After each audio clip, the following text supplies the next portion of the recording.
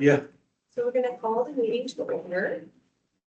And I do have one addition today. I'm going to, as you all see in front of you, we received a letter of notice from the Bank of Montreal about the Roxbury branch. So I thought we would add that to our agenda just to have a discussion. Is there any other additions today? I'm going to ask for a motion to approve the agenda as amended. Okay, moved. Seconded. All those in favor, please signify by saying yes. Yes. Yes. Any opposed? The agenda is approved with the one addition. Oh, apologies. We're supposed to add an at the end of the meeting too. We have to have unanimous agreement to that. Yeah, or just unanimous agreement. Oh, I agree. I agree. Okay, Yes. okay, perfect. Then you're okay with that? Yes. Okay. Perfect. All right, so we have okay, no motions coming from in camera. So our first item that we'll be discussing is our strategic. I'll hand things over to Terry to get started. Great, yeah, so we went through a strategic planning session, which I think we've had some pretty good feedback with Ian McNeil, who was facilitating.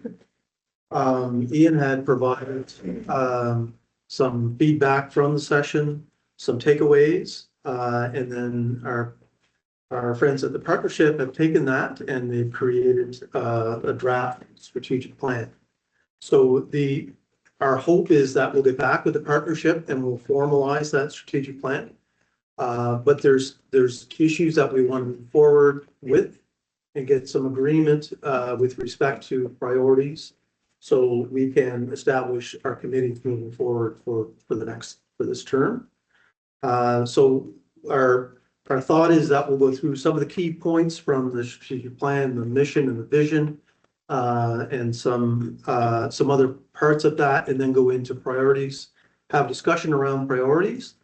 And then hopefully stemming from those priorities will be the establishment of our committees for the next term. So this is the vision that was prepared that came from our planning session. For Hawkesbury is a vibrant and growing regional center, a great place to live, and a destination to visit and to do business. And the mission statement, which, as we say here, is how we are going to achieve our vision, is through clear, focused, and data-driven goals. The town of Hawkesbury will build on its strength, history, and tradition of collaboration to grow its population and economy by providing excellent municipal services to current and future residents. So we can have a discussion on mission and vision if you have points that you want to bring forward to that. But it's something that we will be revisiting with the partnership as we formalize the plan going forward.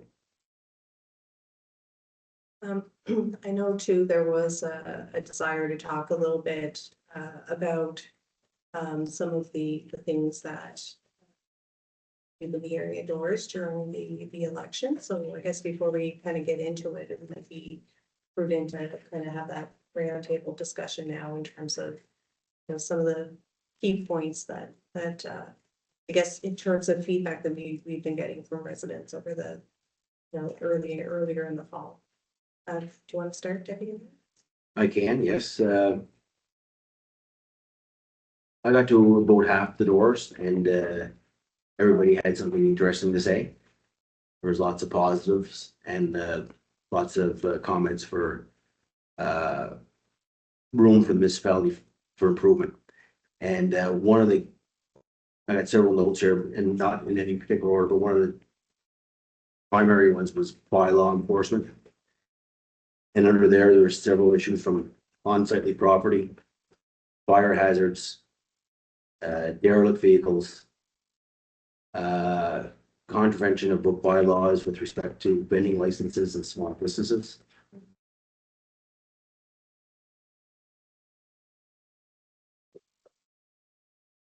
Reeve Street, there's lots of comments on that. Some loved it, some hated it. One house would love it, the next one would hate it, the next one, the husband liked it. Didn't. But safety was a primary concern, so we have some areas where we can still brush up on that. Another one was housing, although that's not a municipal responsibility. There's a desired need for increased inventory of housing, particularly those who own their own home and are looking to downsize, or they're seniors. And that if you're looking for attraction of further inventory of that. The street area transit was another issue that was brought up, and I learned from a lot of the residents that how important that service is, particularly for those, well, obviously for those who rely on it. And there's some ways that I'd like to see that improved. Municipal park maintenance was one. Water metering for those who live in areas where water meters weren't provided, like Cardale Trailer Park.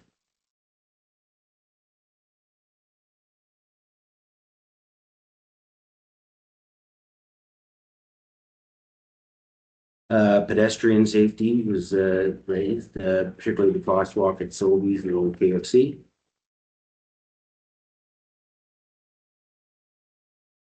Water pressure issues for those that live near the tank on Pitt Street.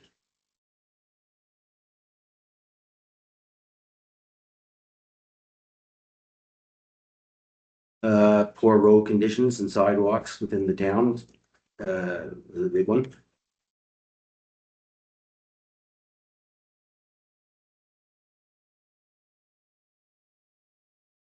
Those were the primary concerns. I have a more comprehensive list that I can provide the CAO. Go to Councilor Gordon. Thank you, Your Worship. Yep. So as part of that exercise, the strategic planning exercise, that's how we kicked it off, was for the councillors, yourself, to go around the table and just reflect back on what we heard going door to door.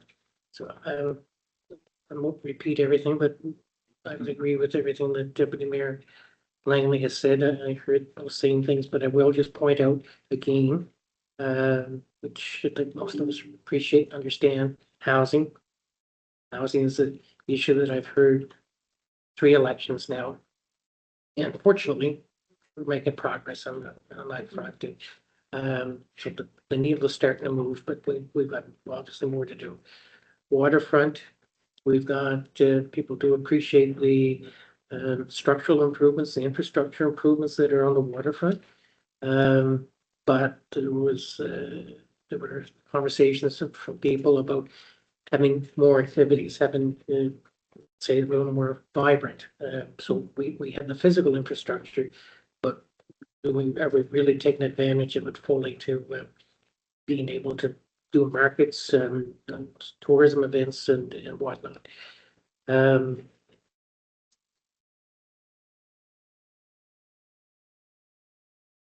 Sure, sidewalks, yeah, sidewalks, roads. I've heard that a bit, but I also heard compliments too, that people appreciate and acknowledge that there has been improvements made. We haven't completed them all, but we made, especially this year, but even last year and the year before, we've made advances in terms of making improvements to the sidewalks and to the streets, and we just have to keep moving along. Thank you. Thank you. Just 2 other quick notes here that I should bring up for the recording, and the products would be more attractive to business. And I've got a lot of notes on that, on what they meant by that when that was said. And this is the other one I wanted to mention this evening, was the climate issue. And you know, we hear about floods and fires around the province. There was real concerns brought up about the close proximity of, as was described to me, the Tinder Drive, Royal Forest next to some houses, particularly in the Tamarack area, that if that were to light, that there could be a serious situation there with the density of housing next to it. How that gets resolved is something that I don't have an answer for this evening, but that was something that was brought up too. I want to make sure it's in the recording. Councillor Hart. Yeah, and some of my notes also reflect, most recently was, in recent days, and we've had some concern and just mirrored Ian's, comments with surrounding development and climate due to climate change was, as the fires in California have brought some concerns to local people who reached out and again was concerned with those areas, the wooded areas, just within town limits and beyond. Senior support is huge and was big on my mandate. Beautification, which was in line with Ian's as concerns as well, and recreation concerns, like to offer more options for people. You know, in the past we've had football, like more tennis, more recreation availabilities, I guess, in the past, and that was a concern. Like more activity and of course our taxes, which will come with our economic development, which is happening, and tourism. And more tourism too, which again will happen. Are you're good? I didn't want to cut you off. Yeah, it's near. I mean, Ian was very thorough and Yeah, we don't have to repeat everything. Yeah. So you know, I think we all have We're all hearing the same thing. very thorough. Yeah. So I guess The last- my fourth class, Mostly, just filling in the gaps, Councillor. Much the same idea as everybody else, but you know, I'd like to see some economic development as a driver for growth. You know, some concentration on that as well. Absolutely. So I definitely don't want to repeat anything that's already been said. I think we're all hearing very similar things. You know, absolutely on the kind of economic development side of things, like, you know, just very much mindful of,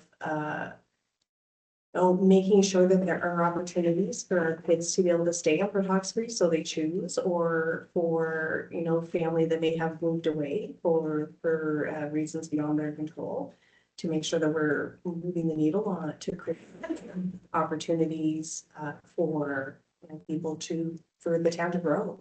So how are we going to be focused on population growth? And, you know, that's going to take economic growth. That's going to take a focus on housing, because without available housing, we're not going to grow a population. It's kind of, you know, yeah, a necessary puzzle piece to make sure that we're positioning ourselves and enabling population growth. Definitely around, you know, people are very proud of the growth that we've been experiencing in town, and I think that they want to see even more growth. They really love the implementation in the addition of the active transportation throughout town.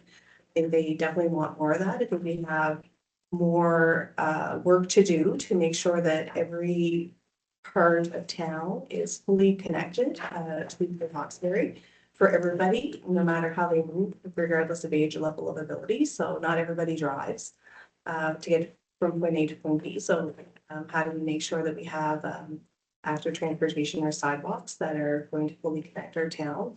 That these are the kinds of things I've been hearing at doors too. So I think we do have an opportunity to balance how are we going to grow and find new revenue streams for the town so that we can use those revenue streams to reinvest in the kind of town, a growing town, the kind of town that everyone will be proud of, that's going to encourage more people to come, to make Port Hawkesbury a place to live for them and their families, or to open a business in Port Hawkesbury. So those are the kinds of things I think that we have in front of us. And, you know, all of us got little puzzle pieces at each door, and now our job is to try to fit those puzzle pieces together to determine a roadmap for ourselves for the next 4 years.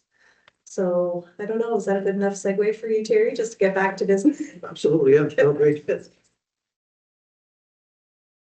just go on to some core values that were identified through the session. Some of the things we talked about is welcoming a town known as a welcoming place for newcomers, collaborative, eagerness to work with local and regional partners for creative, sustainable solutions, forward thinking, committed to sustainability, not only for today, but for future generations, accountability and accountable and adaptable. A town that's clear on where it's going and how it's going to progress. Inclusivity, optimism, and innovation and creativity. So again, with the mission, with the vision and mission and our core values, certainly we can talk about that now. And we will discuss that with the partnership, but if there's any items that you feel that you want to maybe highlight or change or anything like that, not on just that, but any aspect of the draft report, I'd be happy to take those comments and some of the ones I have, and we'll pass that on to the partnership for some changes that will be kind of prepared as we move forward through that. Your Worship, I just make the comment that I was really impressed with how Ian and the Hebert Partnership was able to pull the information together from our session on the 9th. And what they have here, certainly in my notes, reflects the conversation we had about a vision statement, a mission statement, and the core values. And all those pieces of paper that we put up around the room for the strengths and weaknesses, the SWOT analysis. To me, when I look at that and I look at my notes, they captured pretty much everything so I was really impressed with that. And then the priorities that they identified from that. So it, to me, is a really good starting point. When you get into the appendix 1, which is the implementation and action plan, I mean, they laid out a number of things, but there's a lot of work for us to do. There's a lot of blanks for us to get filled in, right?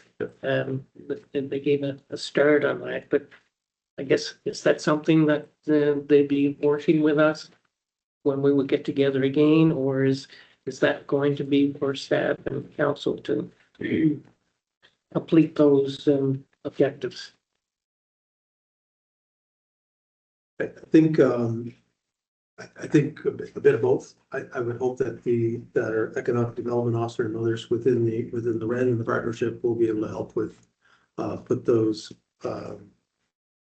Really, it's the deliverables. So and how do you ensure accountability through this? We talked about this can't be a document that sits on a shelf. This has to be a working document that we're referring to on a regular basis, that we're reporting on, or regular staff will report on a regular basis. We want committees to report on a regular basis what kind of progress we are.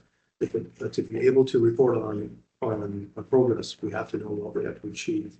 So part of that is from staff work. The other part of it is the work that committees will do in defining how we're going to move forward in some of the making progress on priorities. And just one other point here. On page 11, says next steps, how the strategic plan will be used. And then the second bullet there, implementation and action plan would be used in the following ways. I highlighted creation of annual business plans and budgets. Can through you, Worship, Terry, can you elaborate on the creation of annual business plans? That would be lovely. So really the business plans, the result of a business plan is typically your budget. And so that's certainly something I've been involved in before. I know it's something, I'm sure it's something that Aaron has dealt with before. It's something that we can look at, and we can look at those things can build. They can be 40 pages, or they can be a couple of pages that really zone in on going back to strategic plan. How does the strategic plan relate to the budget? And then that's the deliverable for the business plan for here. And that's certainly something that could be part of the budgetary process and how we develop that. But yeah, the business plan itself is typically a large undertaking. Right. But it's certainly something that we can look at and hopefully develop as we're moving along. Thank you.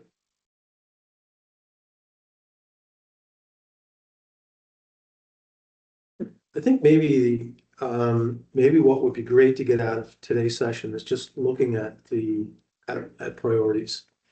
And then from priorities, we'll talk about if we can get consensus around our priorities and hopefully get a motion that's going to approve that. And then looking at from that, how do we deliver on those priorities? So what are we going to get from that? And that comes out, a lot of that comes out of committee work. Possibly not dedicated just to that priority, but work that helps us achieve our priorities. First one is community development. So we talked about a whole bunch of things under a heading that could be called community development. So that's really what the town delivers. And when we look at objectives, monitoring and continuous improvement of municipal assets, beautify our community for current residents, newcomers, and investments, encourage healthy community living, and aligning with new partners.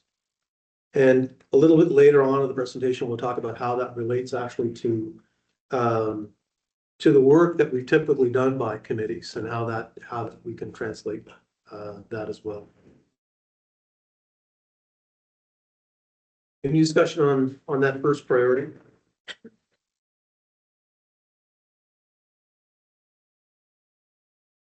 I think that's important. Somebody whether you're within the town or somebody visiting the town, when they look around, this is a place I could live, that it's attractive, whether it be facilities or the actual beautification of the town. I just have a minor comment. I think the priorities are good. I think the rank order might be a little off. If we look at the priorities for number one, and they're all good, monitor and continuously improve municipal assets. Well, and beautify the community, encourage healthy community, and align and succeed with partners. Great strategic priority. But unless we can have economic development first, then that means in order to fulfill that, we got to increase taxes if we're not growing the economy. So, that should be priority one, but it's on there as a priority. That's good enough for me, as long as can't have this without squeezing money out of the taxpayer more if we're not growing the economy. So I just see number one priority is really the first priority for me, Right. which is economic development, I guess, which is splitting hairs maybe, but just yeah, letting you know what I think. yeah, just to your point, Deputy Mayor. Yeah, I don't think that we have them in order of president Okay. or importance. I think we're just setting them Good. on an equal footing. Like it's just a Yeah. priority on the table, not so much in it's not. In Rank tier- order. Yeah, Okay, it's just a number of priorities. No, absolutely. I was going to say the exact same thing. It's not Okay. necessarily in order of importance. So If just take, there's 4 priorities listed and they're all very important and they integrate priorities for the others that you mentioned. Increase in housing availability. We hear about this all the time. It's been more prevalent as we did through COVID, but it was starting before COVID with us. We've seen a tremendous amount of housing turnover within town. Continuously concerns about lack of housing for newcomers to town and those needing to change, and to have something more appropriate for where they're at in their life right now. So increased housing availability, we looked at increased attractiveness for Hawkesbury, increased housing options for all varieties. And we talk about seniors, low income and students, but there's more to it than that. There's market value housing as well. Which is very important too, because that allows other housing to become available for other needs. So when we say options, it means everything. Increased housing that's attractive to, for young people with youth retention. Again, we talk about a little more specifics under what could be included in housing when we look at committees. And sorry, in your worship, I would just add, or like to add too, that trying to identify the types of housing, seniors, low income, students, market value for sure. And the other thing we need to keep in mind is accessible housing.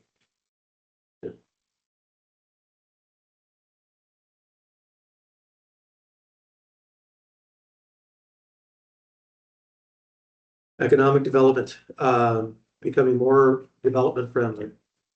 Develop tourism sector in alignment with Rise Again 230 plan. That's the partnership plan. Growth in our population in line with targets, again from the REN strategic plan. The last one, strategic priority 4, is something we haven't typically considered. As we talked about in the plan, we want to be outward facing, not inward facing.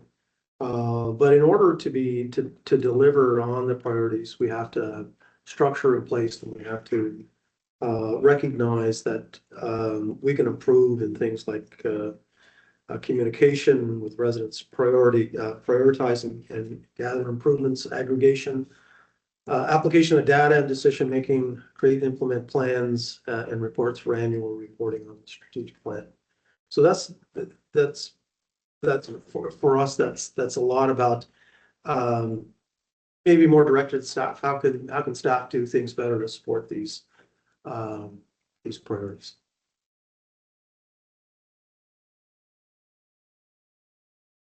So just kind of putting information out there. So when we talk about from that, as we talked about, in order to, if we agree on priorities, we have to see how we can make improvements with respect to those priorities. How do we first of all define the deliverables around those, and then how do we advance those? How do we achieve improvements in those areas?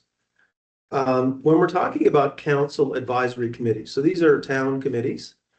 We have town committees with involvement from council and residents from the town surrounding area and subject matter experts who come together to help us move forward in areas.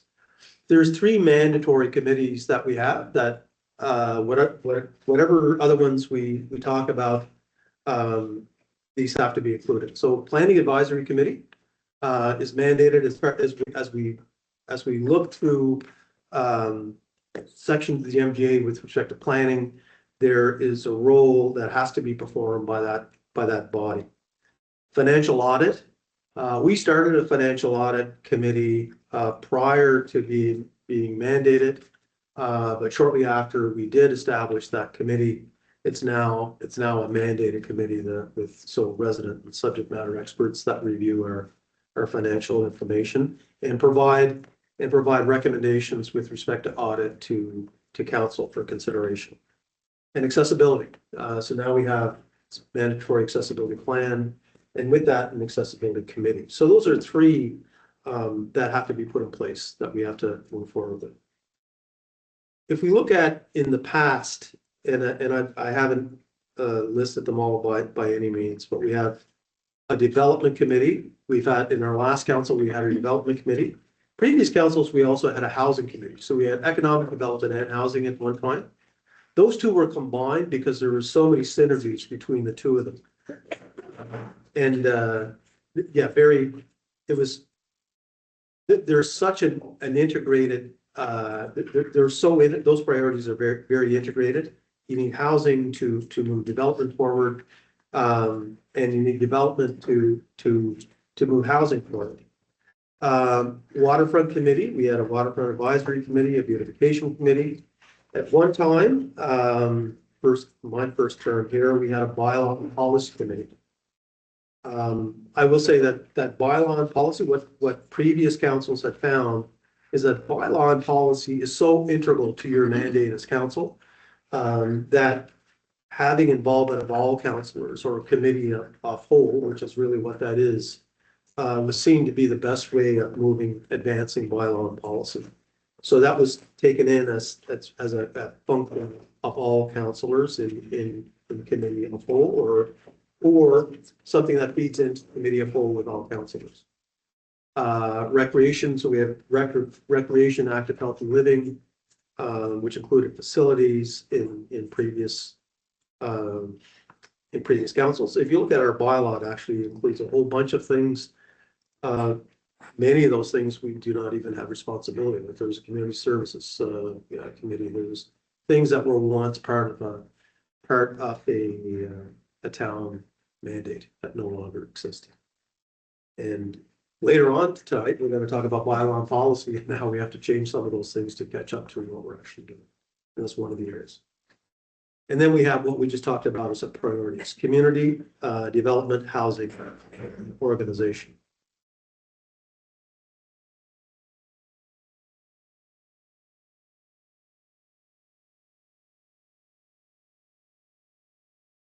So when we look at community development as a priority, these are the kind of things that we see under that. So it's pride of place is maybe it's a saying,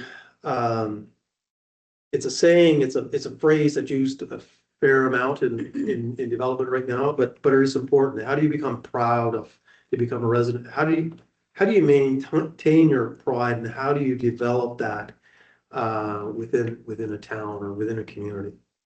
Active healthy living has been a big focus of previous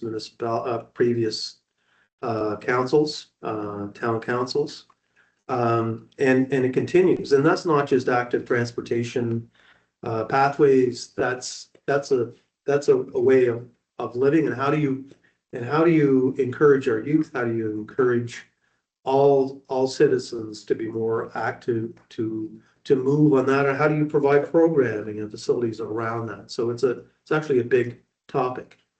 Councilor Hart talked about seniors. So it's seniors, but there's also youth that come under community. So how do we support our seniors and youth and all, but maybe particular areas where we can see improvement in support to those areas, and especially on both ends of that. So we're seniors and youth.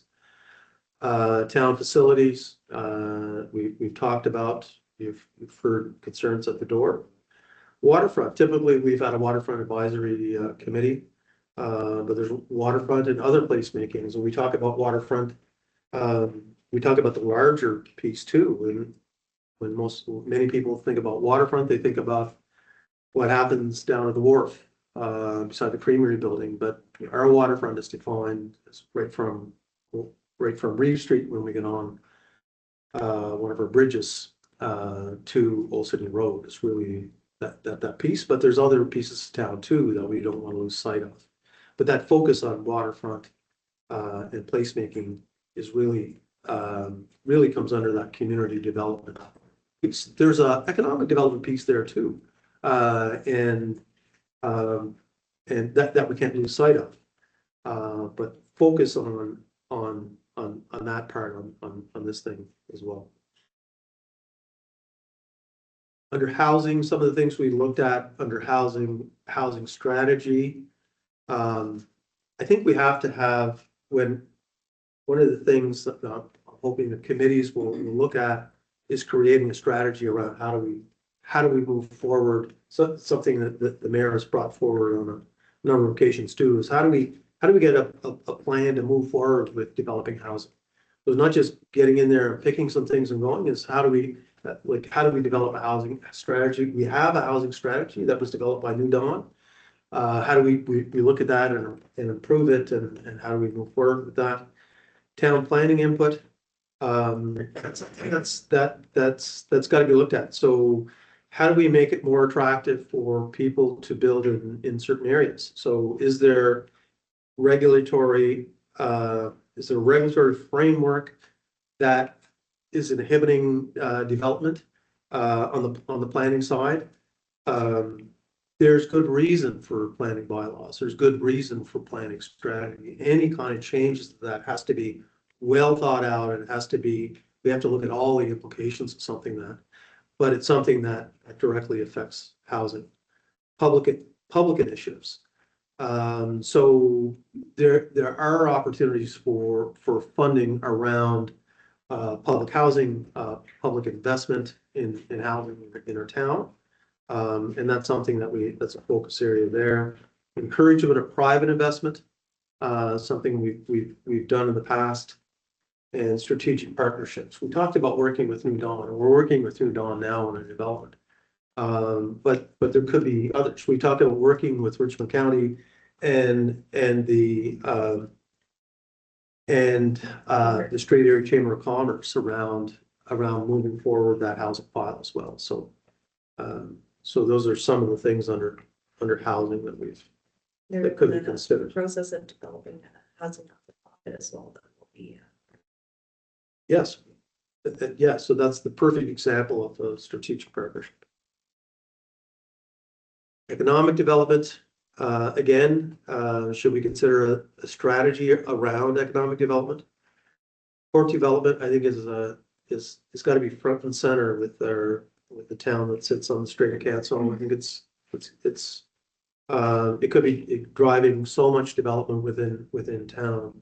Commercial development attraction, business readiness, service sector, and then again, critical partnerships. We're a small town in a relatively small region. We have to work with our partners to be able to move files forward. And I think we've been continuously trying to advance that over the last few terms of council, and hopefully we'll be able to make that even better.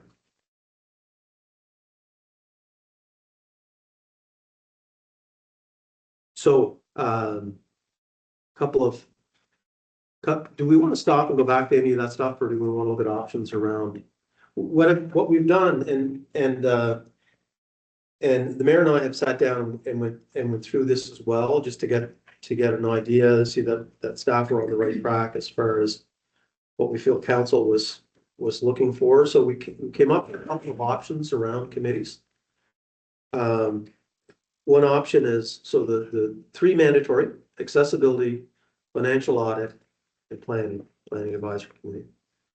And then we have just sort of following our priorities: community development, economic development, and housing. So that's option one, which is 6 committees. One of the things that we're very aware of is just our ability to, when we spread ourselves. I had an option 3 that had a list of about 10 committees that we've had before. But it just, from a little bit of experience, when we try to spread ourselves thin, then it's really hard to focus and hard to get something done. So we only have so much time to be able to devote. Besides your town advisory committees, you also have heavy commitments on the regional side with respect to regional committees as well. So this is the second option. So it's accessibility, the 3 mandatory: financial audit, planning advisory, community development, which encompasses a number of things that we've done separately before, and then something we've called growing Port Hawkesbury, which would encompass economic development and housing in one committee. It was a decision of a previous council to put those committees together before because they're so interrelated. And we're looking at developers on one side, we're looking at developers on another side, and just trying to, and one is can't grow our economy without increasing housing. You can't increase housing without giving the opportunities for people to work, and under that is population growth as well. How do we continue to grow our community? That's option one and option two. So maybe we'll open the floor up for, I guess, some thoughts in terms of, is this manageable, local committees for us to be able to achieve some of the priorities we'd like to achieve over the next 4 years? Maybe we'll start with Councillor Hart. What's your thoughts on both options? The options give us guiding initiatives, and I think they'll bring forth positivity and growth, which is the direction we want to lead ourselves in. I think the effectiveness of the committees would advance us, and I'm up for anything that's going to grow our community. Councillor Barron. I like the idea of option one and having that committee and economic development committee and I agree with Terry. We don't want to be bogged down with all kinds of committees. I mean, if we can focus and, see some growth and concentrate and get things done, without being bogged down in too many committees and. So I guess for option one, where it kind of digs out, so growing for Hawkesbury includes both the economic development and housing in terms of growing revenues. Yeah, And option one kind of has those two separate, not to say that they couldn't coalesce in some way together, but it kind of does kind of divvies that up into two separate communities, but we could do them together or do them separately.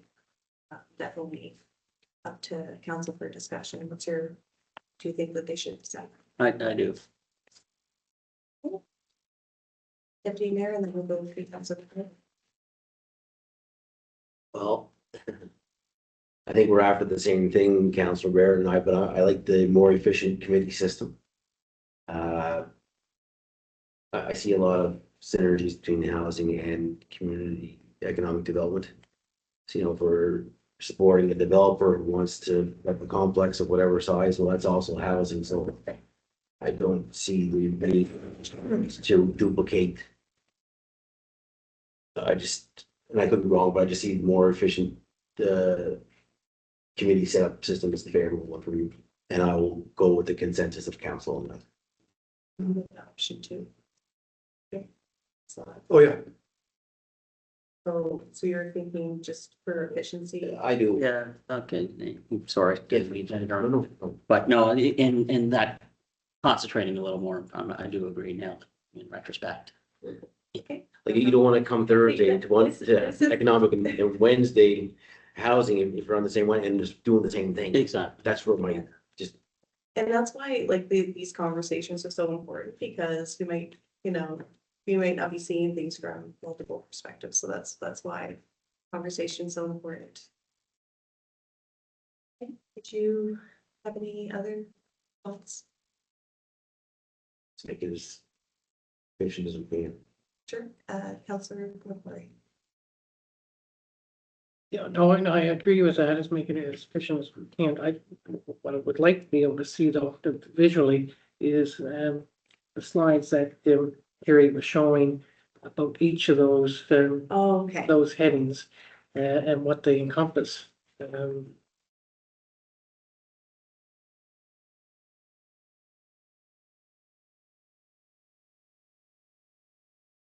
So for each committee, for community development, and say, for example, if we use the example of growing for Hawkesbury, that would look at growing revenues, whether it's housing development or business development.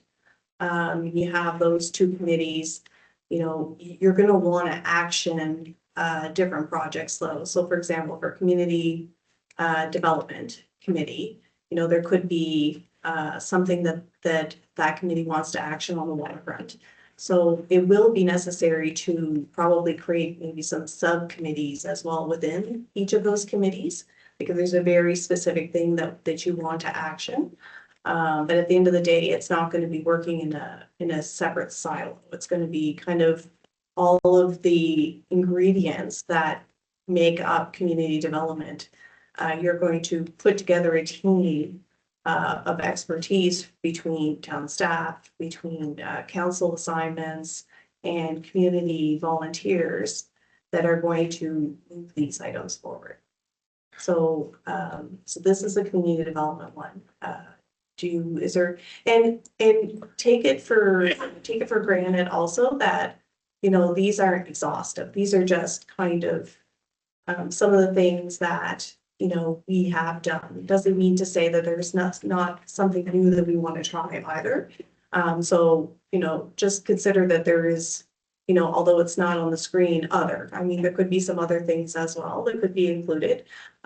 This is just kind of like a bit of a template, but at the end of the day, you know, some of the go forwards from each of these committees is really going to be an evolving process. So depending on the people who step up, who's assigned to those committees, staff contributions, I mean, that's going to be kind of an evolution of the kind of work that will be done for the next 4 years. So it's kind of a strategic session in establishing objectives and actionable items and projects kind of in and of itself, which within each of those committees.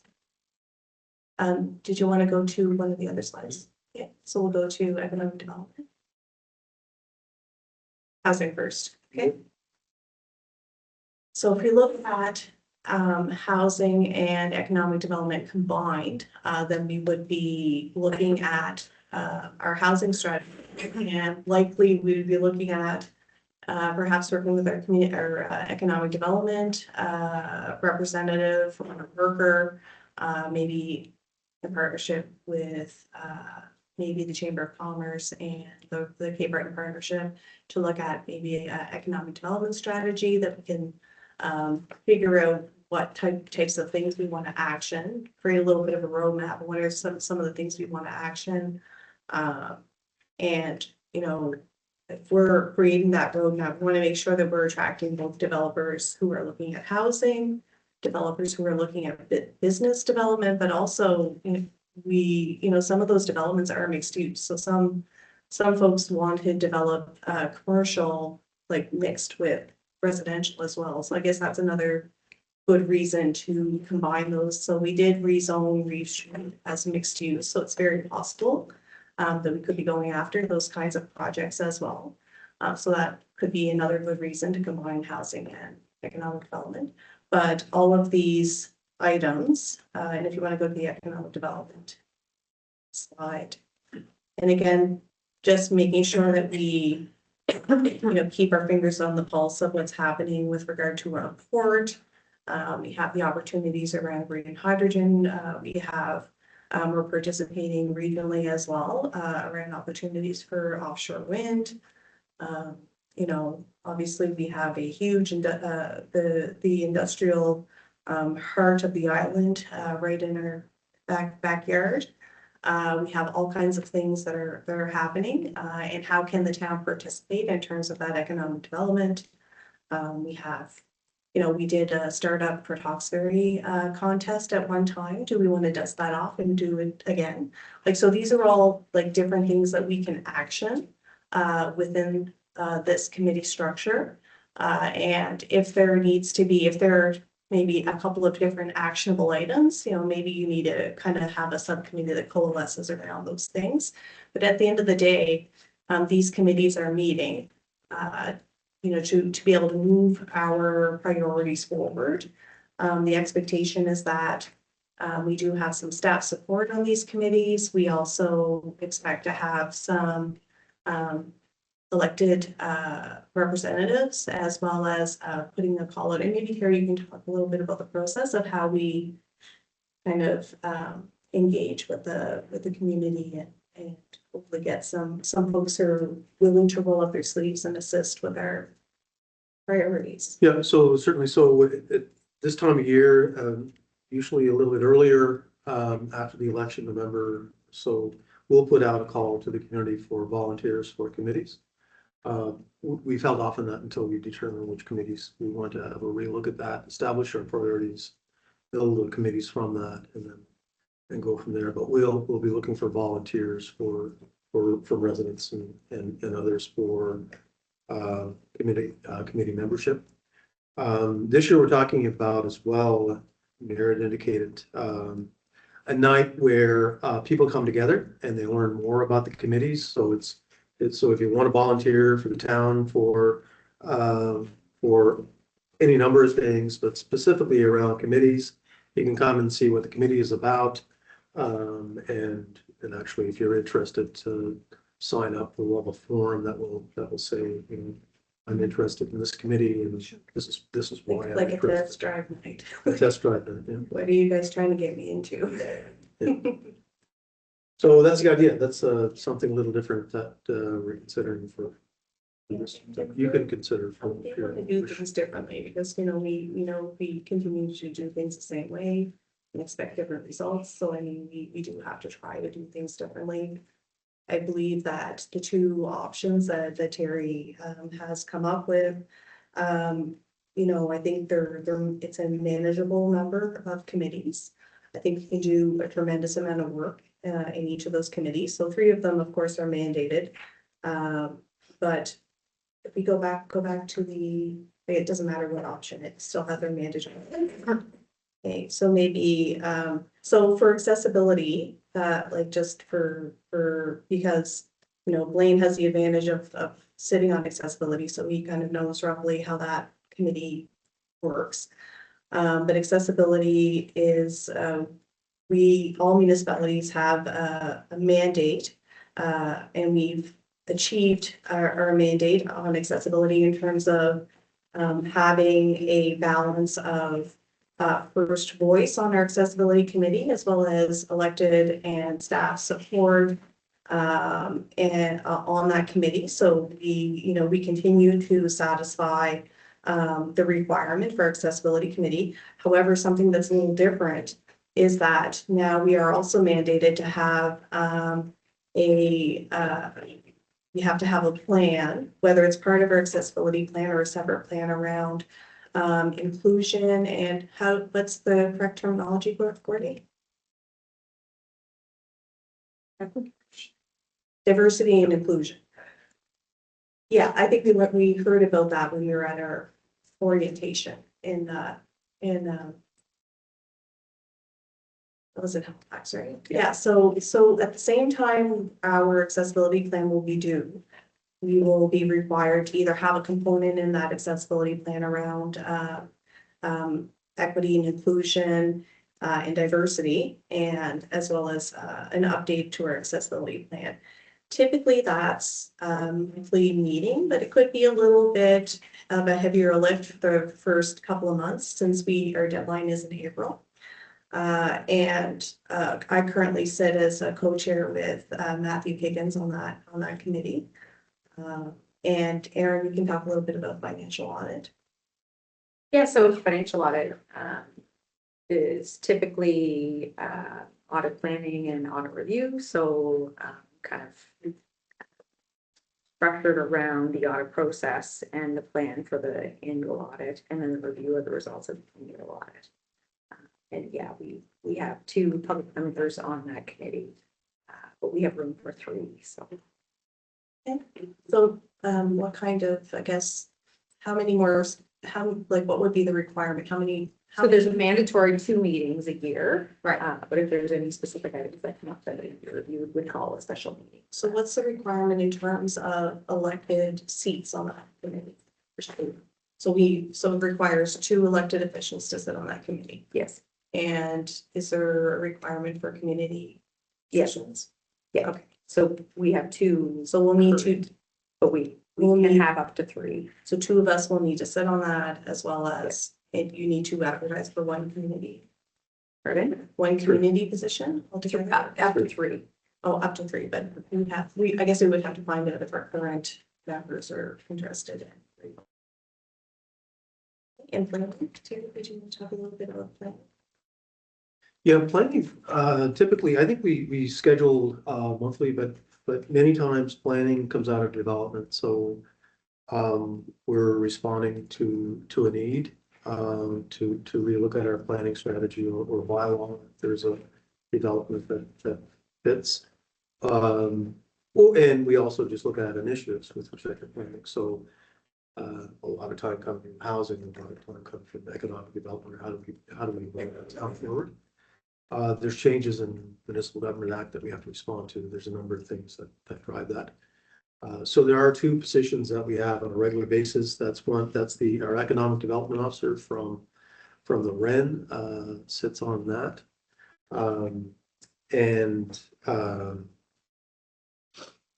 Yeah, and then we typically try to get some subject matter experts, so we like to have some local engineering expertise on there that's used to dealing with planning and that type of thing.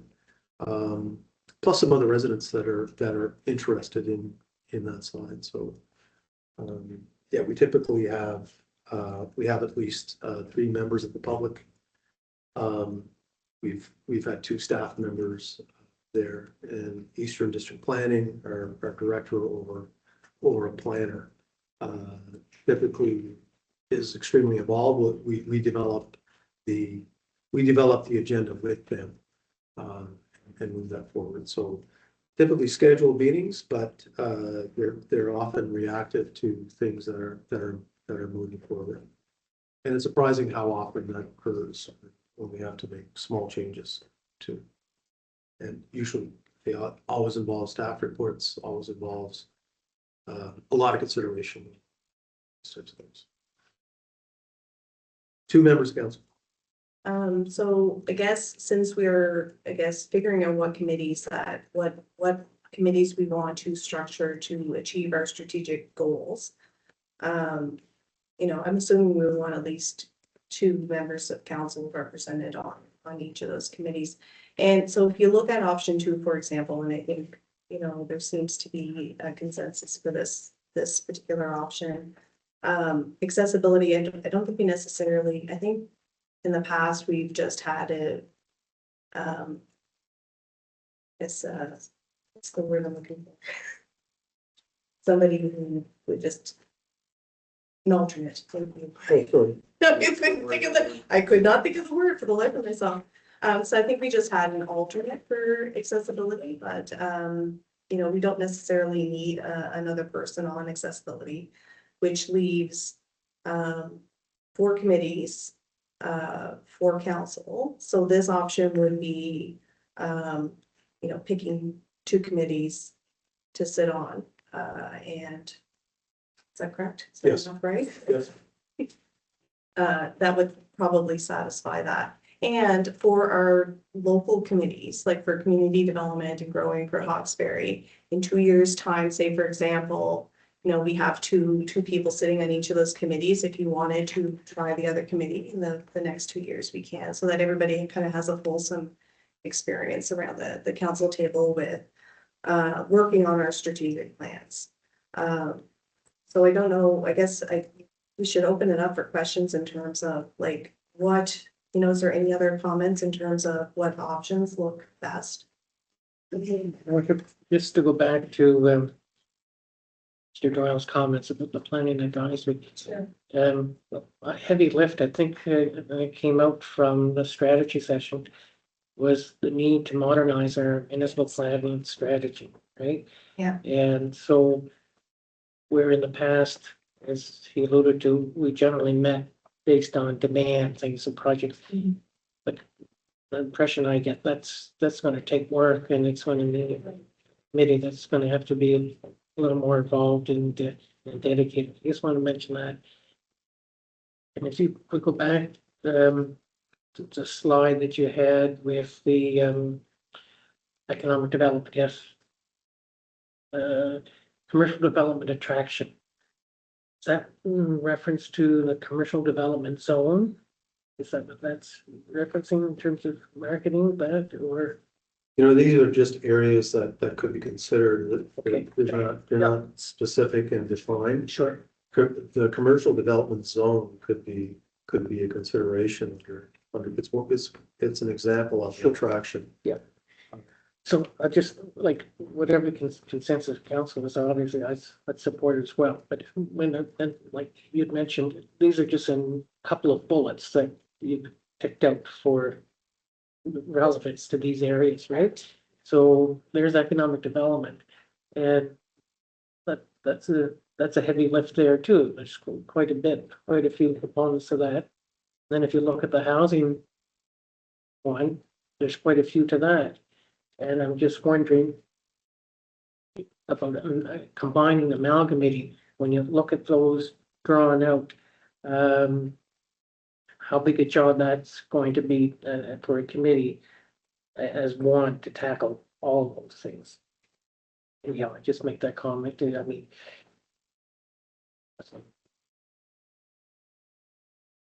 Any other thoughts?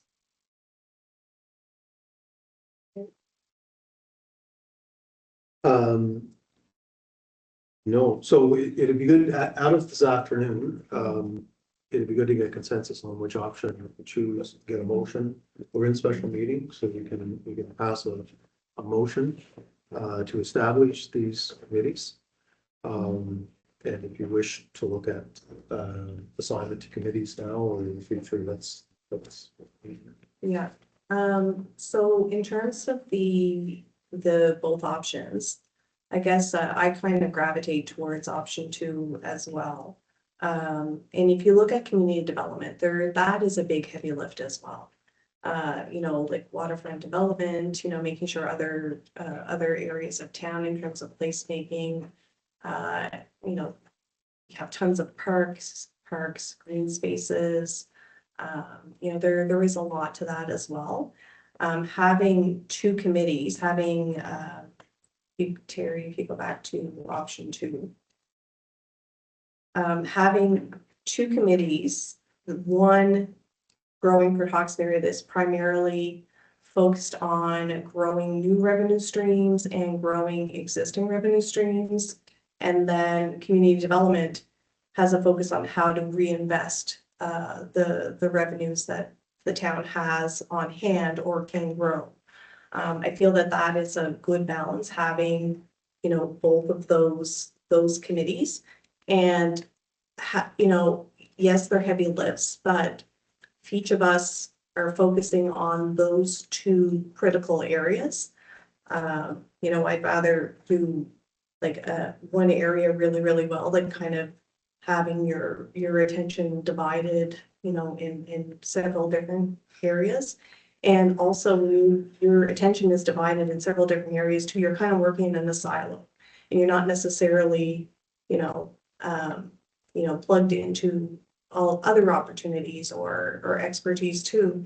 So, and when you're doing a call out for volunteers, yeah, like I guess it's just, anyway, those are just my thoughts in terms of, you know, how can we be impactful and get as much done in the next 4 years as we can. And you know, some of that is going to be some immediate short-term goals, some will be medium-term goals, and some will be starting, you know, the groundwork for the long-term goals as well. You know, whether it's on the revenue growth or revenue reinvestment side of things. Those are just my thoughts on the matter. So of course they're going to be heavy lifts, but that's why we put our name forward to grow the town. Just the only thought is when Councilor McCrory asked the, for lack of a better word, the mandates for the different council, for the different committees, I still see, you know, a lot of bullets under housing, a lot of bullets under economic development, but I see the mandate there synergized together, and I don't see it as adding the 2 together. I see a lot of overlap. Yeah. And I don't think it's like we're adding all the mandates under housing and all the mandates under economic development. Yeah, those are just suggestions. So Yeah. that's not to say that each committee has to do each bullet. It's just those committees are going to coalesce and we'll have obviously these topics as a template, plus, you know, others that could evolve as a result of the conversations and determining what are some actionable items each of these committees could take on. You know, so would be great if the committees could check off all those boxes, but I think the expectation is that, you know, maybe those get prioritized in terms of what are some things we can do in the first year, second year, third year, fourth year, and just create a little bit of a roadmap for each of the committees, so that you are using your time in the most effective way, and that you're hopefully building some expertise and brain trust with some folks in our community, which I think are spectacular people in our community. I think who could lend an amazing talent and experience to helping us grow the town as well. I will say that from my involvement in committees, I found that almost the most productive thing was when 3 or 4 people took a project on and then worked on that and then took it back to committee. And that would be the idea with this. So we look at something, an initiative around seniors, or if we look at an initiative around the water, the waterfront advisory committee. Small group of people getting together, a little more informal setting and working through that, bringing it back to the larger committee and getting things done and figuring out how we're going to move forward to fund it. That's the whole idea. These are big things. You look at community development, there's a ton of stuff that we used to do in various committees. That's the concept around combination of those. Yeah, and of course, all of the community members that served on prior committees, we could let them know, decide option 1 or option 2. These are some of the committees and some of the work that we envision for some of these committees, so that they, have, if they want to continue to do some of the work that they've done previously under each of whatever committee that they served on. There's certainly a threshold there. If they would like to continue, maybe they want to continue, but on a different committee. It's hard to say, but it'd be nice to kind of thank them for the time that they dedicated to the town. Let them know that there are these opportunities going forward, and also to that Terry mentioned, if we had an evening towards the end of the month where we attend, some staff attends, and we invite the community in to talk about what our vision is around community development, around growing the town. Talk a little bit about what we're talking about this evening to see if there's any interest, and if they see themselves in any of those committees, we would love for them to put their name forward, and then start rolling up our sleeves and get to work. But it starts with, we do need a motion to create our local committees. So we just have to choose an option. Yeah, motion for consideration of the town of Roxbury approved formation of town advisory committees. That should be as presented. Your choice, option 1 or option 2. Deputy Mayor, what option are you interested in? Option 2 is my preferred, and I'd be happy to put that motion forward. We're ready. For option 2, somebody want a second? Option 2. Okay, any discussion on the motion for option 2?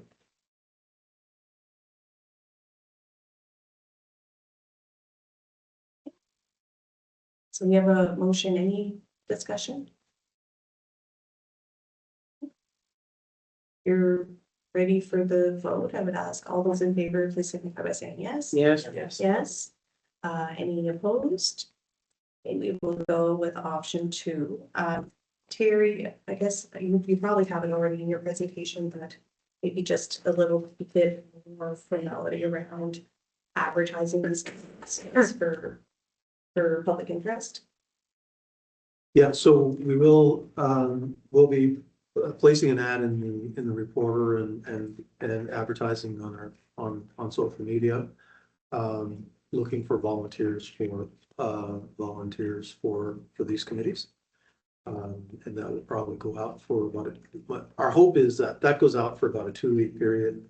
In that period of time, we'll have an open house that will encourage people to come and learn about committees and speak to council and staff about committees and opportunity to sign up then. My hope is that we would have a list for the February 4th public meeting, where we appoint, we'll appoint both council representatives and community members and subject matter experts to to the committees Perfect. for that. So if, I don't know if anybody has, I guess, it prepared to kind of look at potential dates for an open house, but, what's your thoughts on January 28th? That kind of gives, it's roughly in that 2-week window, and it also gives a week before our public meeting, so that if we do have to tap people on shoulders to see if we get some interest, it still gives us a week. I don't know if that date works. So it would be helpful if we did have the open house date and when we advertise, if we had that information, it probably would. Hopefully garner more interest. Or the 27, 28, or 29. 27 works for me. 27.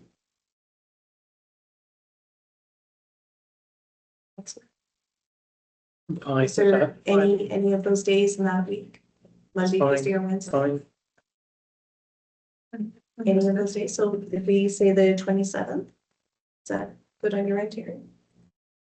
It's good for me. I'm gonna be in Saskatchewan. Oh, when are you? I think we should wait for Terry. I'm not back until the weekend before the 4th. So it's, Okay. I guess I'm back on the 2nd of February. Mondays aren't good for me. Mondays, No. the Tuesday work for you? I'll have to seek leave to do that.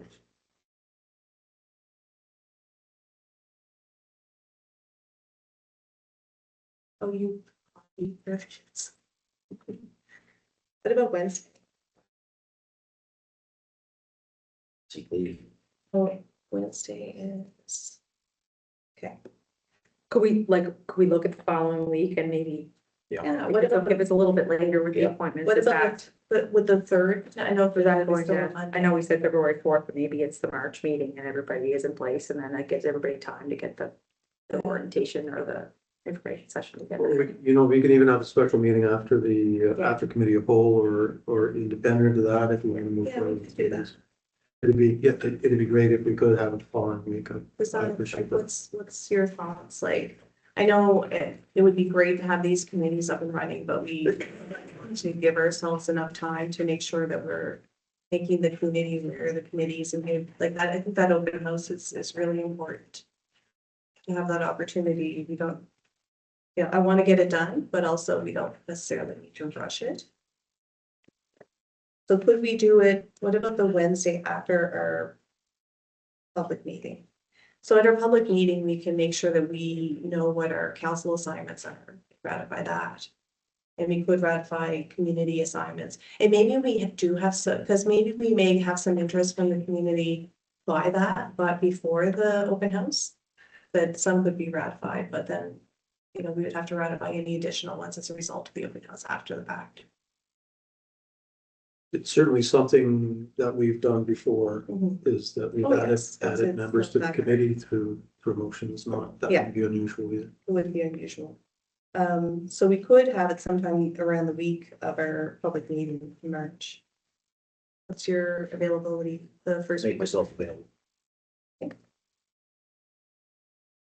Okay, so why don't we get Melissa to kind of pull out a couple of options and then, Your worship, so the next regular public meeting is February 5th, or 4th. So with that meeting, we would be appointing council members to these selected committees, right? Mhm. Work needs to be done, or ought to be done, maybe, to do up the terms of reference for these committees.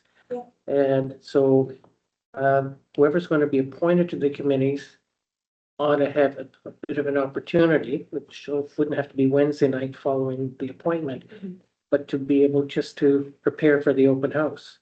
And Yeah. part of that preparation should be, I think, the terms of reference yeah. for the committee. So just, it would be a draft terms of reference because Sure it would. the terms of reference would have to be adopted by the committees once they're newly formed. So maybe I would suggest the following Wednesday, maybe the 12th. Okay, or the February. 11th, the Tuesday in between. And we can have a special public meeting to approve committee members and council members on the 18th as well, so.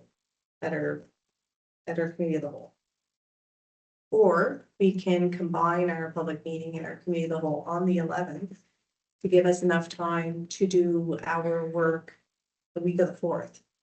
So our focus the week of the 4th could be around recruiting for our strategic committees. And we could combine committee of the whole and our public meeting on the 11th, and that would give us a week to prepare. That's another option.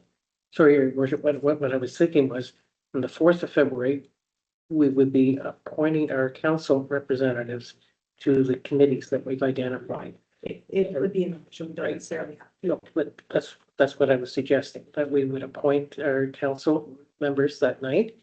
And then those council appointees would know that they would be the ones I would expect to facilitate the sessions on that open house for the Port Hawkesbury Development Committee.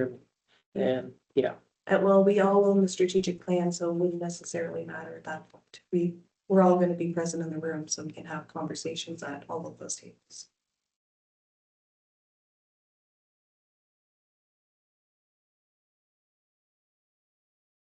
So I guess the option would be if we wanted to do our open house, we could do it on the 4th and combine our meeting on the 11th. That would give us some time to prepare our committees, ratify those. What's your thoughts? My thoughts are we should do this as soon as possible because we're doing activity ad hoc or clandestine, everyone is there anyhow. Mhm. And the sooner we get our mandates and it formalized, the better. So Terry will be back the week of the 4th, so if we have our open house that week and have a combined, or even just our public meeting on the 11th, then we could have our committee of the whole on the 18th as per usual. So if we kind of reverse those, that would give us enough time to be prepared for our public. So I think that would be probably the most expedient way to do it. If you're all in agreement. What's your thoughts, Terry? Yes, sorry, so we carry forward with the meeting on the 4th. So I was Do we thinking, have the open house, maybe even the next night would be fine yeah, with me. okay. I know Councilor Wait. Ernest has, she's arranged vacation on meetings as well. Okay, And so that would be, I think that would Sure. work better as well. Not solidified, I was waiting to find out what, okay, my window was between meetings, so. sure.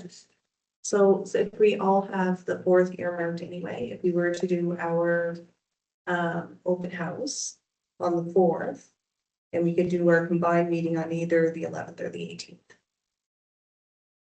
Okay, So if we did our combined meeting on the 18th, then it's a public meeting, so we could ratify anything that needs to be ratified. And then we could be looking at setting meeting dates directly afterward to work out iron out terms of reference and just to get our sleeves rolled up and get to work. we can actually set the meeting date before you appoint the members. So- Yeah, oh yeah, for sure, we can get things as organized as possible. So tentative open house for the 4th and public and maybe the whole for the 18th. Does that work for everyone? We're not upsetting schedules. We knew that we have to be there both of these times, so that would give us enough runway, but also be probably the best way to get our committees up and running as soon as possible. Anything else that I guess we will, and also I guess I will have conversations with each of you so that we can kind of determine committees. So that, we'll have something that we can bring forward for the 18th. I will reach out to each of you. Is there anything else on this item, Terry? No. Okay. So I think the plan was to recess between strategic planning and bylaw and policy unless we want to start bylaw. bylaw and policy. When we were going to recess. 5. Okay, so so we're gonna recess now, and then we will come back and say half an hour. And we will do our bylaw and policy. And then adjourn, or do our approved additions, then adjourn. Okay, so we will reconvene. And I'll hand things over to Terry for bylaw and policy, which will be a review to prepare us for our ongoing bylaw and policy meetings in advance of our, that will be piggyback off of our goals. So over to you. Thank you, Mayor. So the, so bylaw and policy, just going through, we want to go through a process of how we establish a bylaw. We sent you a whole bunch of information on work that's been done in the past about the rescinding bylaws, well, ones that are older, and ones that have to be worked on. So we'll just have a look at that. And I'd like to get some direction on where the focus should be. There's some recommendations from staff, but that's what it will be. So we're looking at the process for bylaws. Bylaws are, there is a long and fairly complicated process for establishing a bylaw. But there's good reason for that. So anytime you consider changing a bylaw, it should be something that you want to do in consideration of something that's going to be in place for a long time. So you want to make sure that you consider all of the factors around a bylaw. So if you look at part 7 of the MGA, paragraph 168, it tells you it tells you the process there. I've tried to kind of simplify that and put it in steps. So I can put through there, but yeah, if you go to the MGA and you press Control F and you put in bylaws, you're going to find a number of areas. But this section 7 is the primary need. So this is sort of the kind of the step-by-step when we create or amend a bylaw. Bylaw and policy committee determines the need for a new bylaw or amendment to the bylaw. So we talked before, used to have for a short time, we had a bylaw committee, which is residents and a couple of councilors or whatever. Determination was that this is kind of meat and potatoes for a council, and then all council should be involved in that. So the bylaw committee is considered the committee of whole. So that's or a committee of all councilors, and so you determine many times with recommendations from staff when we need a new or amended bylaw. The other way is through planning advisory committee. So many of the changes in bylaws that we have are around our municipal planning strategy or the land use bylaw. In that case, that recommendation is vetted through our planning advisory committee. So planning advisory committee reviews the need for it. There's the next step is a staff report with recommendations to prepare the amendment or bylaw. So if it's something that comes from PAC, that report's done by a planner from EDPC. If it's from us asking council to consider, or for you just directing staff, we come out with a report as well. It's primarily just the changes to the bylaw itself, the amendment to the bylaw or new bylaw. Staff report, or a new amended bylaw is reviewed by committee or the PAC or council meeting. So see the need, we have to amend something, we need a new bylaw. Staff is either planning staff or your staff directed to draft a new bylaw. We come back with a report to PAC or council, and then there's feedback. So you say, no, we don't like this. This is your time for input, really, because once we get into the formal process, we don't go back. You have to kind of start from step 1 again. Step 4, recommendation from the committee to public council meeting to move forward with first reading. So at this time, you've probably seen this document a few times, and you've gotten some input into it. We come back to council and say, okay, we have this new bylaw. and that we've discussed. We'd like to do a first reading of the bylaw. So the first reading is primarily around setting a date for the public hearing. So there's a very short introduction again, because you've seen this already, about what the bylaw is about. And there's a first reading, so we ask for approval of first reading. First reading, when council approve it, step 5, first reading indicates a time, date, and location of the public hearing. So you have first reading of the new or the amended dog bylaw,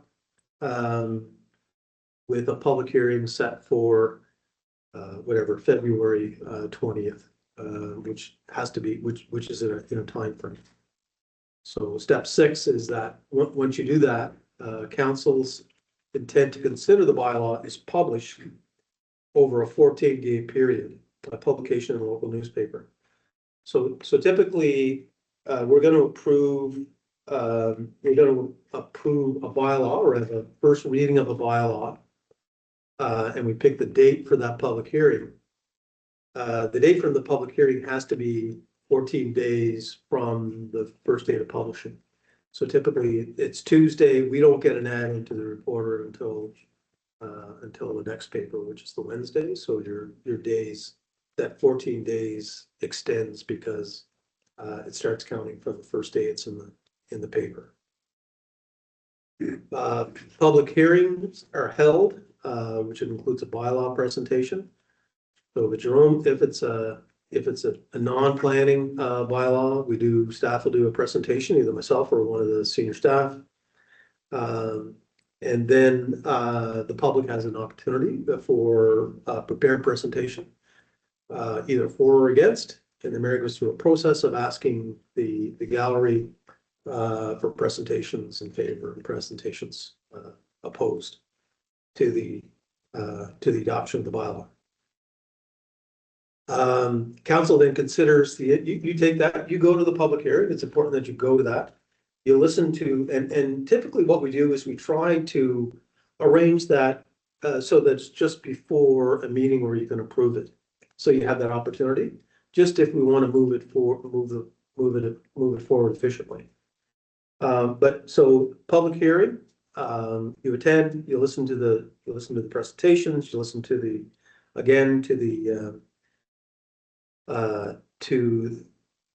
explanation of the bylaw, what it's about, and you make a decision whether you want to approve it or not. So so you consider the results of that public hearing. This is kind of what happens. So if you approve the bylaw, so say we have a public hearing, you meet after the public hearing, decide if you wish to move forward or not. If you approve the bylaw, then the bylaw is advertised again. And for most of the bylaws, as soon as that bylaw is advertised, it comes into effect. So the date that it shows up in the warrant is the date that the bylaw comes into effect. There's some bylaws require ministerial approval. So if there's a change to our municipal planning strategy, as one example, that requires ministerial approval.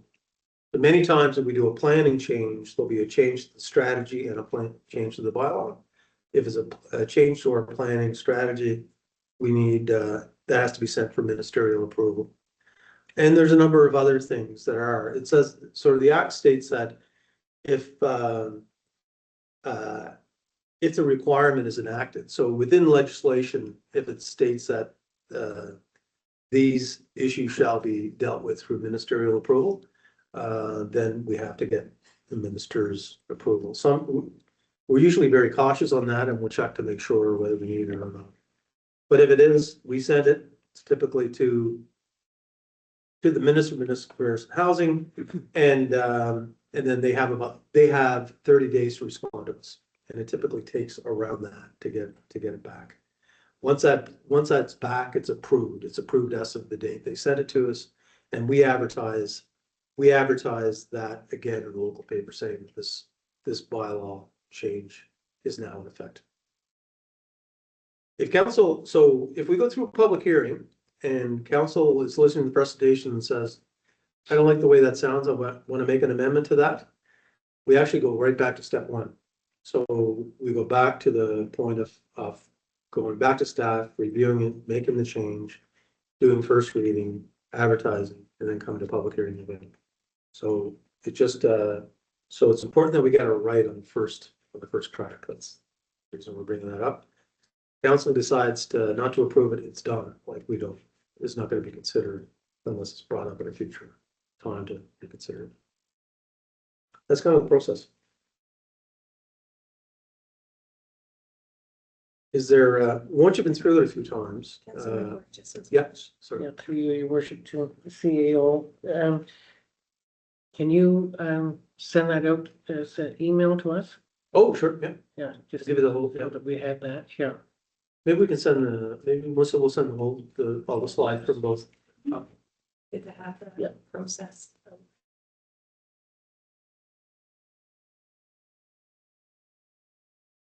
Policies are quite different. So policies are designed so they can be changed relatively easily. So the bylaw, you don't touch the bylaw unless you have to because of the process that you go through.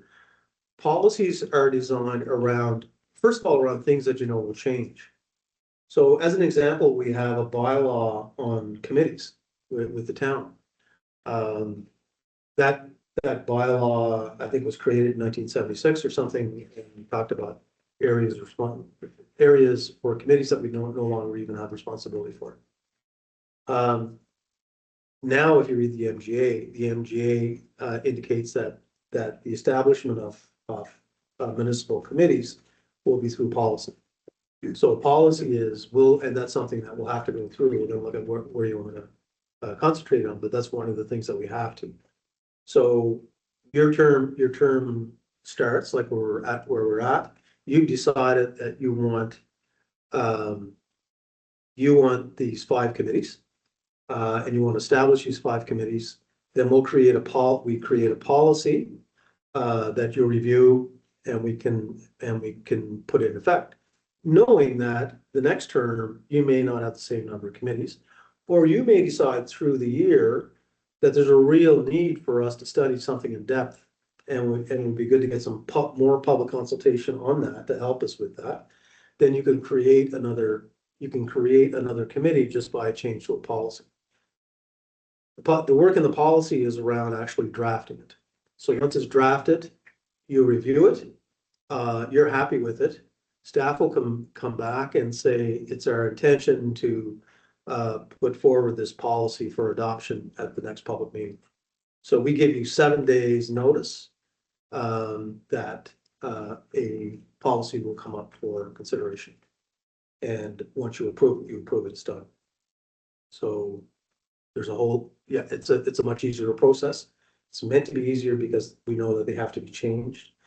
Many times, one of the things that we've been doing over the last number of years is taking things in bylaw that should belong in policy and taking them out because we know that certain aspects of that are going to change, or council should have the flexibility to be able to change things at times. Not everything should be kind of cast in stone like it is in the bylaw. So that's a policy. Some of out of all that stuff that we gave you, just picked a few things out. These are some of the things that have come up in the past and even more recently. Bylaw on parks. Town used to have a whole bunch of parks around town. There was a decision made many years ago that we will not maintain a number of these parks, and we'll concentrate our efforts on the playground. And there's really one community park. What's the idea around that? So we don't define our parks, and that's something that comes up on a pretty regular basis. That somebody will say, there used to be a set of swings and a slide behind that the town owned behind the house, and we no longer look after that. How come?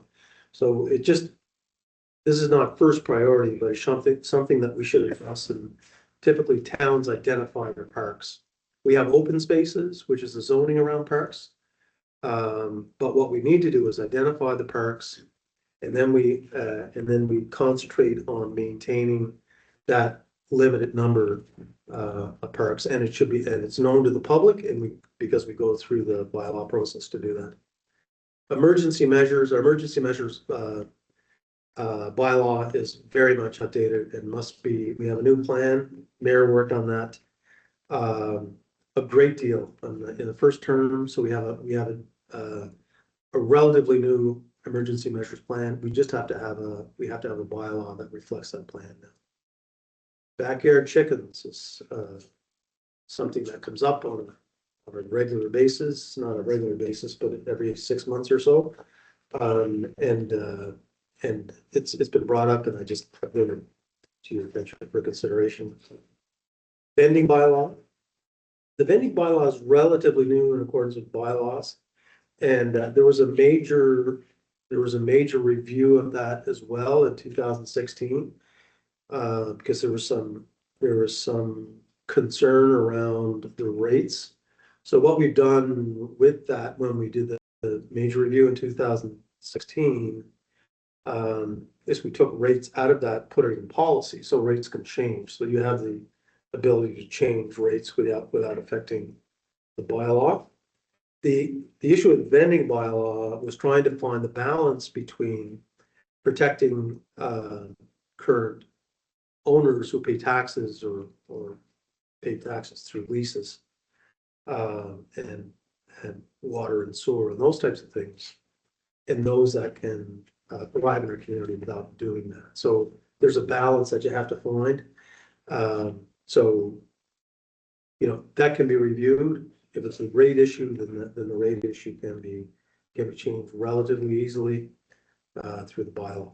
The dog bylaw, we've had a few instances. Yeah, The rates can be changed to the policy. through policy. Yeah. Okay, I said bylaw. Yeah. Okay, thank you. Dog bylaw is something we've discussed recently. So those are just some of the things on my mind that we've talked about. These are, if you notice in your package, there was a list of bylaws that are older than 1980. Some of these are really, they're very much outdated. Like the automatic machines bylaw is about pinball machines. And I don't think we've had pinball machines for quite some time in town. But so that's either got to be, and I'm not sure why we weren't able to remove that, but somebody told us that we couldn't. Excavation, anti-lift. These are things that have to be, you have to spend the time to be able to either repeal them or update them. And those are the ones that have been identified as sort of the oldest ones. That's interpretation. Pardon me? I don't know. I can't recall actually. Off those, what's most important for staff is rules of council. So we're working off processes and procedures and the norms that aren't reflected in the rules of It council. has a copy there. Oh, dear. We definitely have to put some energy, I think, like I think we have to make this a priority so that we have, like, we're working on the best foundation to do the work that we do as a council. So our rules of council, rules of order, need to be updated, sure. And we've actually been working on that for quite some time. There's some excellent examples of that around the province. And we have had drafts around that before, and that's something that, yeah, staff would like to move forward if we can. We talked about bylaws and we talked about policies. There's certain things in there that they're either mandated under the MGA or they fit better as policies. The chief administrative officer bylaw, the chief administrator roles, responsibilities are defined in the MGA, and they're defined quite clearly in that. So anything that would be above and beyond that, or it couldn't be different but above and beyond or interpreted, should be done through policy. Committees and boards, that's what we just talked about. So we have an outdated committees and boards bylaw. One of the first things we should do is repeal that bylaw and create a policy around that so you can change it when you need to. Flexibility. And town council meetings, so town council meetings goes really around the rules of order. Thing. And the other ones, town seal, yeah, which is, some of these are like this long, like they're one paragraph.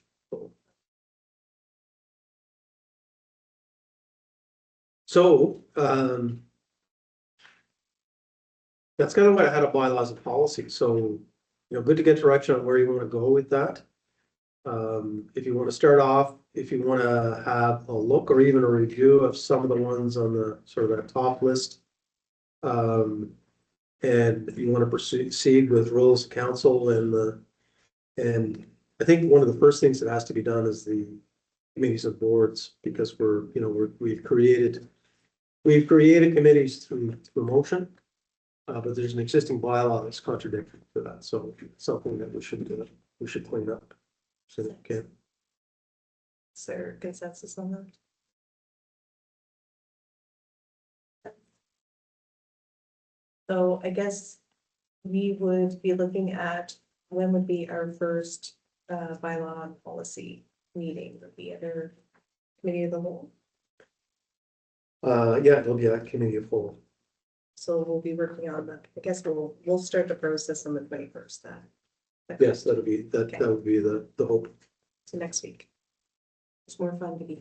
Oh, yeah, no, I'm not here for that one. So Okay, so. it'll be the we'll following following committee of Okay, whole. got it. Any questions? Yes, so the purpose of this was just to bring council up to speed. Did you want to mention a little bit about enforcement too? Yeah, sure. So, yeah, I should have shown something and gone through the policy and seen where enforcement's required and how it's being covered. I would just generally, I mean, many times we hear that there's no bylaw enforcement in the town of Roxbury. That's not correct. So a lot of what we talk about is about dangers on unsightly properties. We have a member from EDPC that's assigned to that position on our behalf. And you approve that through motion of council once a year. So there's an appointment of a dangerous and unsightly premises bylaw officer for that purpose. And there's a process that we go through and we identify. So that's, and if we talk about fire, we have fire inspection services through our building inspectors with EDPC as well. If we talk about parking, we work closely with RCMP for enforcement of parking. That's certainly the most effective method, but they don't always have the resources to be able to dedicate to that. But I have to say the cooperation that we've had from the RCMP in the last few years, especially, has been everything that we would have wanted. We do not have a bylaw. We don't have a dog bylaw enforcement officer. That's certainly something that's missing right now. And I think, as we may have discussed previously, the dog bylaw enforcement is fairly complex in that you need besides someone to enforce that bylaw, you also need a kennel. And you need the other resources around that to do that. And so recommendation around that one is to partner with either Inverness County or Richmond County for that. There will be fees around that once we enter into an intermunicipal agreement. They both seem to be, certainly Inverness seems to be interested in doing that now, and Richmond County has generously offered their services to help us out in a case recently as well. So that would be recommendation around that. With respect to fire, like backyard fires, there's a number of bylaws, policy around that. But we've been fortunate to have our fire chief has gone around and check that out and talk to residents when we have complaints about and then a backyard fireplace that doesn't meet the regulations under the bylaw, that type of thing. And so there are there's deficiencies around solid waste management. That's a bit of an ad hoc way we do that. We have assistance from GFL who identifies and tags bags. That's something that's done more often and within towns. The dedicated resources to that parking, especially within a parking ban, would be, a huge help. Although we do have the assistance of the RCMP right now.